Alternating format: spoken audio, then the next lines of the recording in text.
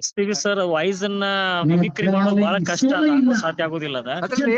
ನೆನ್ನೆ actually video ನೋಡಿದ ಮೇಲೆ ಅಲ್ಟಿಮೇಟ್ ನನಗಂತೂ ಮಾತೇ ಬರ್ಲಿಲ್ಲ.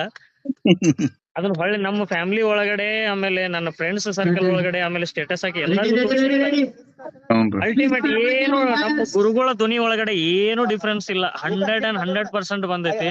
ಬಹಳ ಖುಷಿ ಇದೆ ನಾ ಆ ಧ್ವನಿ ಕೇಳಿ. ನನಗೆ ಇನ್ನೊಂದೇನಂದ್ರಿ, ಅದನ್ನ ಫಸ್ಟ್ ನಿಮಗ್ ಬಿಟ್ಟೇರಿ, ಇವ್ರಿಗೆ ರಾಜೇಶ್ ಸರ್ಗೆ ಬಿಟ್ಟೇರಿ, ಆಮೇಲೆ ನೆಕ್ಸ್ಟ್ ನಿಮ್ಗ್ ಬಿಟ್ಟೆ. ಯಾಕಂದ್ರ ನೀವೇನ ಕರೆಕ್ಟ್ ಆಗೈತಿ ಅಂತ ಅಂದ್ರೆ ಇನ್ಸ್ಟಾಗ್ರಾಮ್ ಬಿಟ್ಬಿಡ್ಬೇಕಂತ ನನ್ ತಲೆಯಾಗ್ರಿ. ಯಾಕಂದ್ರ ಅವ್ರನ್ನ ಬಾಳ ಪೂಜಿಸುವಂತ ವ್ಯಕ್ತಿಗಳಂದ್ರ ನೀವ್ರಿ. ಅದ್ರ ಸಂಬಂಧ ನೀವು ಸರಿಯಾಗೈತೆ ಅಂದ್ಬಿಟ್ರಲ್ಲ, ನನಗ್ ಫುಲ್ ಧೈರ್ಯ ಬಂದ್ಬಿಡ್ತ್ರಿ. ಅದ ಯಾರೇನ್ ಅನ್ಕೊಳಕ್ ಅಂತ ಬಿಟ್ಬಿಟ್ಟಿರಿ ಅದನ್ನ.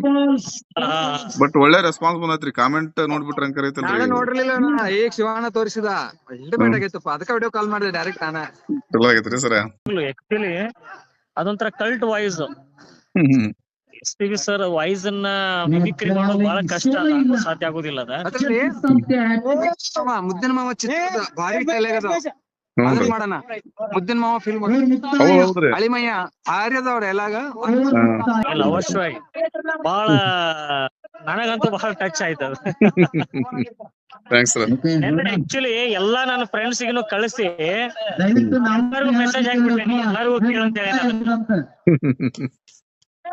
ಎಲ್ಲಾರ್ದು ಬಹಳ ಚಲೋ ರೆಸ್ಪಾನ್ಸ್ ಬಂದೈತಿ. ಎಲ್ಲಾರು ಬಹಳ ಅದು ವಾಯ್ಸ್ ಕೇಳಿದ